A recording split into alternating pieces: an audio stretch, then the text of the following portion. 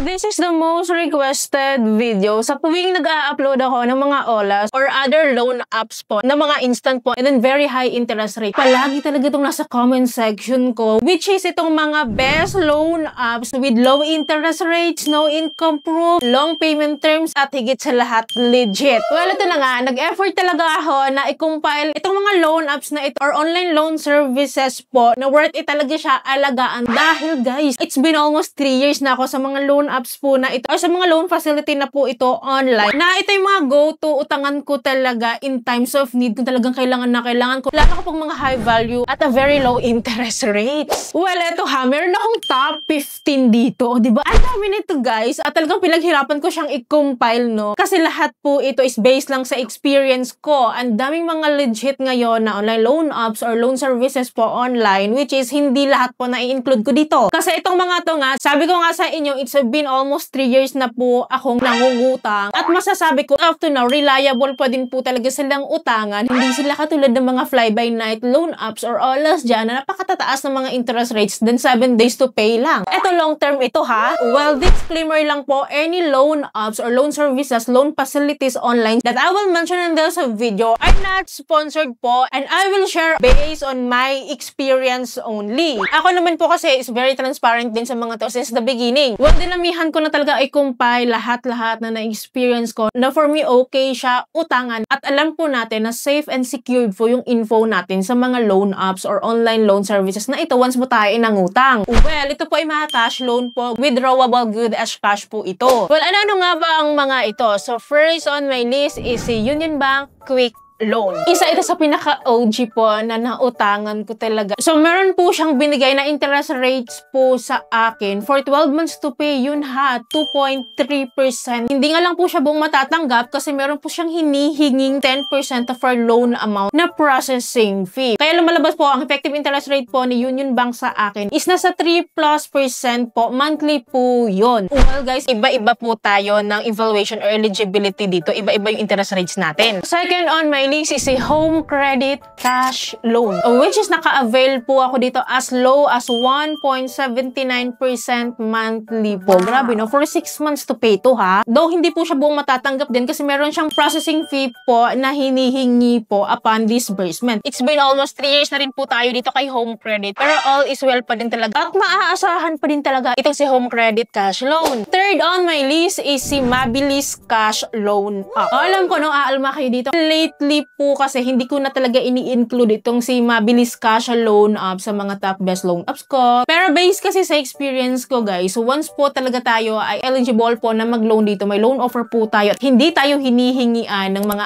other documents na needed po nila, is okay pa din naman si Mabilis Cash. Kasi meron pa din po tayong mga viewers po na hindi naman daw sila hinihingian na other supporting documents po na kailangan. Kaya masasabi ko pa din talaga na okay pa din siya utangan. Kasi for me no, ilang beses na ako nakapangutang kay Mabilis Cash before, nag-o-offer po siya ng 9% to 11%. So, napakadali lang po talagang mangutang dyan. So, hopefully, no, magbago tong si Mabilis Cash regarding sa additional information niya po na hinihingi nga po. Sana mawala niya yon. Well, fourth on my list is si Bilis. The very OG Bilis na sinasabi ko nga sa inyo guys, wala po akong income proof po na sinasubmit po dito. At hindi lang ako nag-iisa. May mga viewers tayo na nakakapag-apply kay Bilis na wala din po silang income proof na binibigay. Well guys, napakaganda pa rin po ni Bilis up to now, pa-develop ng pa-develop. Yung loan app po na ito, for your reference, ang offer po ni Bilis po sa akin ngayon is nasa 4.10% monthly po. Ito effective interest rates na po yung pinag-uusapan natin dito ha. Nagbabago-bago po yung interest rates niya, depende po yun sa loan terms po natin. Kung shorter or longer po yung installment term. One thing is for sure, mababa po yung interest rates po ni Bilis, below 5%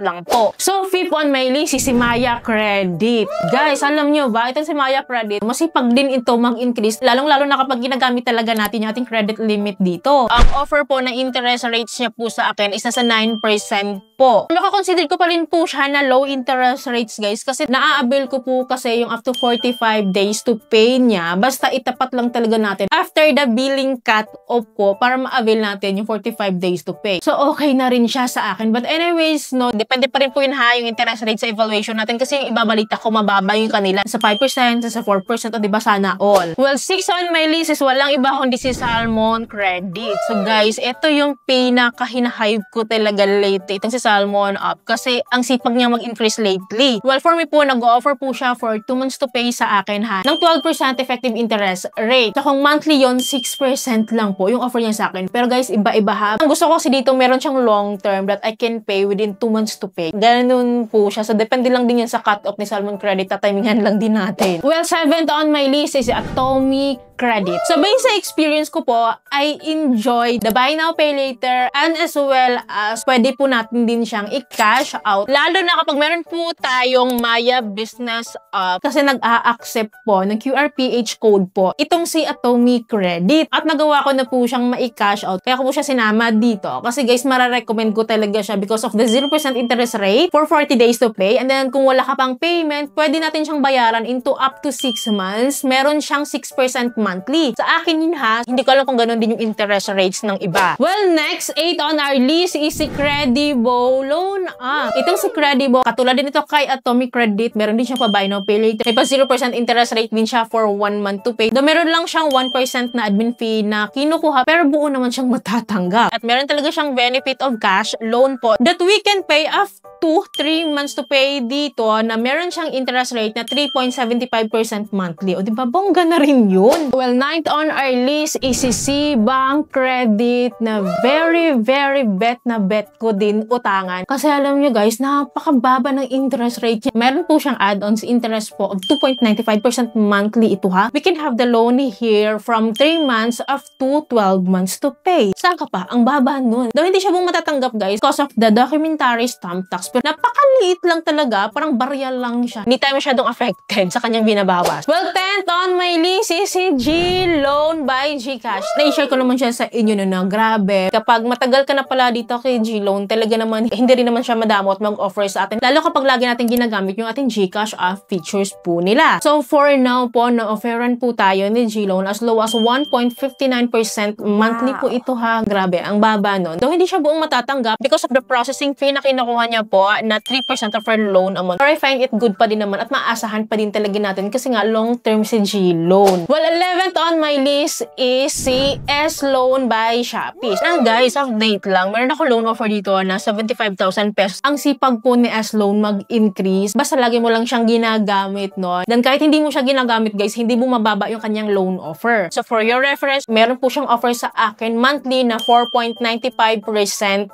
yun. At di rin po siya buong matatanggap because of the 1% na admin fee of the loan amount. 1% lang naman kahit paano hindi natin masyadong gaanong ramdam. Well, sa S-Loan na very long term din ito, diba? After 12 months yung kaya niyang ipautang. So 12 on our list, kung may S-Loan by Shopee, meron ding fast cash credit po si Lazada. Which is guys, kapag na-offeran tayo nito, no? Dahil basic experience ko guys, tatlo or 2 utang po ako dito. And ang masasabi ko dito, buo siyang matatanggap and then nagpapautang siya after 12 months to pay din. And then ang interest rate niya po, ang pinakamataas na offer niya is 6%. So bumababa yun. Depende po yun sa ating payment terms dito. Next, 13th on our list is si Tonic Loan. So may pa-credit builder kasi itong si Love, si Tonic, no? Yun kasi lagi niya tinatawag sa mga borrowers niya. Sa experience ko, nangutang ako dito ng 5,000 pesos dahil sinubukan ko lang siya. Nagpapautang siya after 25,000 pesos. Well, gladly na-approve ako dito at buo ko siyang natanggap. Meron silang interest rate na binibigay sa akin of 5%. So, depende yun ha sa evaluation natin. Iba-iba po tayo ng interest rates dito. Well, second to the last na po tayo. No, 14th on my list is itong si Fido Loan Up. Guys, sinama ko po siya dito kasi talaga namang maaasahan. Instant loan up din ito, no? Magsipag siya mag-increase, long-term siya. So, yung interest rate niya rin po is pasok pa rin naman po sa kapo ng BSP na 15% monthly and so far po talaga maaasahan po si Fido Loan Up. Lalong-lalo na po kapag hindi po kayo na-approve sa other legit loan apps po na na-mention ko po kanina. So we can consider Fido kaya ko po siya sinama dito. So last on my list, sinama ko rin tong loan app po na ito. Isa din po talaga siya sa legit na maaasahan din po natin which is itong si Cashalo Loan App. Guys, please no, na iba-iba tayo ng interest rates dito. Pero for the standard interest rates po na binibigay po ni Cashalo po, nagbibigay siya ng 15% monthly po ito. Originally, mababa lang naman talaga yung interest rates po ni Casialo Loan App. So, ang nagpapalaki sa kanya yung kanyang service fee at yung may insurance fee kasi siya na mandatory. Dati kasi na-waive yun. So, hopefully, no, discretion natin kung gusto natin i-include yun, no, para ma-waive natin. So, hopefully. Pero so far naman, okay naman. Kasi Casialo, hindi siya nangaharas. And then, kahit pa paano, kung walang-wala talaga tayong malalapitan, hindi tayo na-approve sa ibang legit loan apps na nabanggit ko kanina. So, we can consider Casialo na rin. So, those are my top 15 best online loan apps. Nasubukan na pong maasahan din. And grabe, no, hindi ako makapaniwala na lahat pala ng ito na utangan ko. Guys, lahat po ito, file ko lang based sa experience ko once again. Ang daming mga other loan apps na legit na maasahan dyan na hindi ko na isama dito. That is because hindi naman ako na-approve doon or hindi ko sila nautangan pa. So, don't worry, palagi naman ako magkakaroon ng updated compilation. Kaya dapat mo nakasubscribe po kayo and clicking bell button para lahat po ng videos ko is updated and notified po kayo. So, yun lamang po. Thank you for watching this video. See you in my next video. Bye!